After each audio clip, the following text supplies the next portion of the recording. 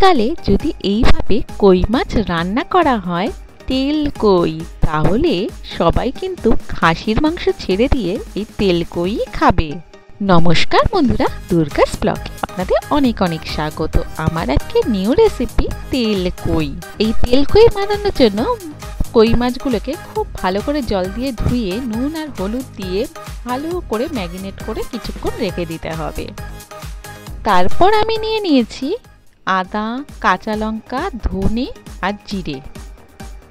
আদাটা একটু বেশি নেবেন, কাঁচা লঙ্কা আমি এখানে খুবই কম নিয়েছি, কারণ আমি এখানে শুকনো লঙ্কা গুঁড়ো ইউজ করব।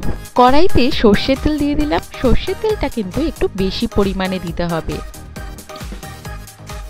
কারণ রেসিপিটার নামই হচ্ছে তেল কই। তারপরে কই মাছগুলোকে ভালো করে ভেজে নিতে হবে। বন্ধুরা, আমার রান্না যদি আপনাদের ভালো লেগে থাকে অবশ্যই লাইক, কমেন্ট, শেয়ার করে দেবেন। সাবস্ক্রাইব অবশ্যই করবেন, পাশে নোটিফিকেশন বেলটা অন করে দেবেন। এরকম নতুন নতুন ভিডিও ছাড়লে সবার প্রথম যেন আপনার কাছে পৌঁছায়। মাছগুলোকে খুব কড়া একটা ভাজবো না, হালকা লালচে করে এপিটোপিট করে নেব। মাছ ভাজা মোটামুটি কমপ্লিটের দিকেই, এবার আস্তে আস্তে এগুলোকে তুলে নিতে হবে। আমার এই রেসিপিটা ভীষণ ইজি একটা রেসিপি, এটা যে কেউ রান্না করতে পারবে আর খেতেও দারুণ টেস্টি। মাছটা আমার ভাজা হয়ে গেছে, এরপরে আমি মাছটা তুলে নিচ্ছি। এই মাছ ভাজার যে তেলটা আছে ওর মধ্যে আমি গোটা জিরে আর তেজপাতা ফোড়ন দিয়ে দেব। তার মধ্যে আদা, জিরে, কাঁচা লঙ্কা, ধনের গুঁড়ো যে পেস্টটা আমি করে রেখেছিলাম সেইটা আমি তেলের মধ্যে দিয়ে দেব। এরপরে দিয়ে দিচ্ছি হলুদ গুঁড়ো, লঙ্কার গুঁড়ো আর স্বাদ মতো নুন। এখানে আমি লঙ্কার গুঁড়োটা একটু বেশি পরিমাণে দিয়েছি। লঙ্কার গুঁড়োটা একটু বেশি পরিমাণে দিলে কালারটা সুন্দর আসে। মশলাটা খুব ভালো করে কষিয়ে নিতে হবে। অল্প অল্প জল দিয়ে খুব ভালো করে মশলাটা কষাতে হবে। প্লিজ আপনারা আমার চ্যানেলটাকে সাবস্ক্রাইব করবেন, তাহলে আমি নতুন নতুন ভিডিও করবার উৎসাহ পাব। মশলাটা খুব ভালো করে কষিয়ে নিয়েছি। এরপরে আমি একটু গরম জল করে রেখেছি। উষ্ণ গরম জল দিলে খুবই ভালো হয়। দেখুন মশলা খুব ভালো করে কষে গেছে, মশলা থেকে তেল ছেড়ে গেছে। ঠিক সেই সময় আমি উষ্ণ গরম জলটা এখানে অ্যাড করেছি। জল কিন্তু খুব একটা বেশি দেবেন না, মাছগুলো সেদ্ধ হওয়া পর্যন্ত সেইটুকুই জল দেবেন।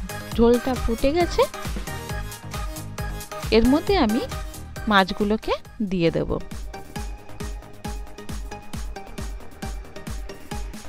মাছগুলোকে দিয়ে গ্যাসের ফ্লেমটা একদম কম করে দেব। এর মধ্যে আমি বানিয়ে নিয়েছি এলাচ, দুটো এলাচ আর দারচিনি 2 টুকরো দিয়ে একটু গরম মশলার মতো বানিয়ে নিয়েছি। ঝোলটা খুব ভালো করে ফুটে যাবে, দেখুন আরও টানবে। টেনে যখন গা মাখা হবে, একদম তেলটা ছেড়ে আসবে, ঠিক সেই সময়ই দেখুন তেলটা ছেড়ে আসছে আস্তে আস্তে, আরও টানবে। ঠিক সেই সময় আমি এখানে গরম মশলাটা অ্যাড করব। গরম মশলাটা দেওয়ার পরেই একটু সময় গ্যাসের ফ্লেমটা থাকবে, তারপরে আমি কিন্তু গ্যাসের ফ্লেমটা বন্ধ করে দেবো। দেখুন যেইটুকু ঝোল আছে একটু টেনে যাক, তেলটা একদম ছেড়ে আসবে, ঠিক সেই সময় আমি গ্যাসের ফ্লেমটা বন্ধ করে দেবো। আমার কিন্তু তেল কইয়ের রেসিপি একদম কমপ্লিট হয়ে গেছে। দেখুন কত ইজিভাবে এই তেল কইয়ের রেসিপি হয়ে গেল।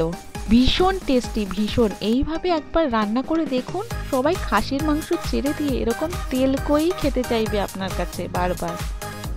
দারুণ টেস্টি, দারুণ। কালারটা দেখুন একবার, দেখুন মশলা থেকে সম্পূর্ণ তেলটা ছেড়ে গেছে। ভীষণ টেস্টি।